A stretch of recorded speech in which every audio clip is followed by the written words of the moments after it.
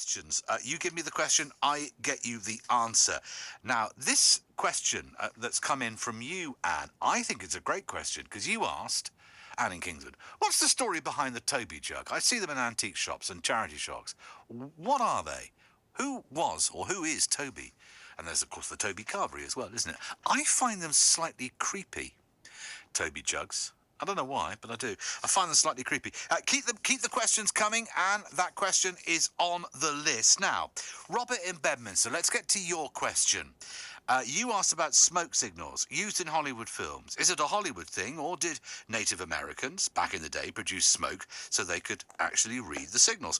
Well, Bobby E. in Kingswood, hello Bobby, who is herself of Native American origin, she says, yes, it was true. In essence, they did use smoke signals. Well, let's talk to Joy Porter, who is a professor of Indigenous and Environmental History at the University of Birmingham. Hi, Joy.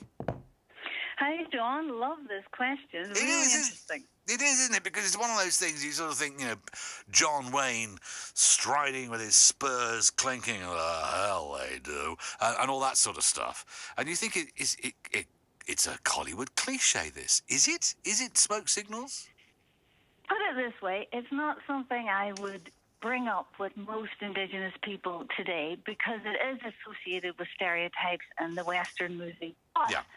Indigenous people, like most peoples across the world, especially the Chinese, for example, used smoke signals to communicate across long distances. And the Boy Scouts still use them in particular. Different tribes, especially in the Southwest, whenever there were many tribes being pushed ever west and they couldn't share the same language because each language group was separate, so they used smoke signals to communicate.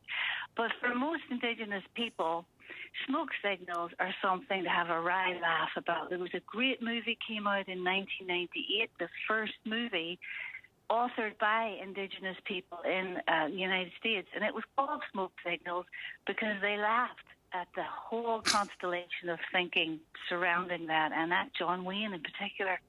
It is a sort of an awful cliche, actually, when you think about it, because it's simplistic. And actually, when you actually think about the practicality of it, the only way it could work would be on a very, very still day. Because once you'd done your puff of smoke, you'd have to rely on there being absolutely no weather so people could read it. So, in of itself, as a method of actual communication, it doesn't make sense. As a way of warning, I would imagine, like a beacon in this country, it would make sense. Oh, yeah, smoke signals work. You can make different coloured ones, you can make different shapes, you can use a wet blanket. They do work, there's no doubt about it, but they're only used when you've no other options. I'm pretty sure the current U.S. Secretary of the Interior, who is Indigenous, she's a Laguna Pueblo, I'm pretty sure she's not using smoke signals.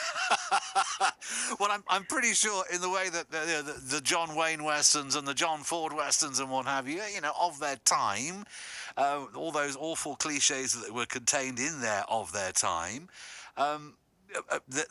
they were never used in those ways. But I suppose that's the thing, isn't it? And I'd imagine it's something you study amongst other things, as a professor of Indigenous environmental history, is the sort of the cliche and the stereotype and the trope versus the reality. Yeah, I think it's up there with lots of phrases we use, like low on the totem pole, or let's have a powwow. We're really kind of misusing or misapplying ideas from the Western that aren't appropriate for the context we use them in. Well, the Western was always written, wasn't it? I mean, it was written as a sort of, the brave white man forging a path to new horizons and greater opportunities. But, at the expense of was not part of the story, Joy, was it? We're a little bit more, I'm not being woke about this, we are awake to the realities of this. Yeah, increasingly we are. And there's a wonderful exhibition that we just did with the American Museum and Gardens in Bath. And they have soundscapes and exhibitions, telling a more up-to-date story, because we're moving beyond all these tropes and getting more with it. And what I've read, it's a fascinating history as well. It really is. Joy, thank you so much for joining us and talking about this wonderful question and giving us such a great answer.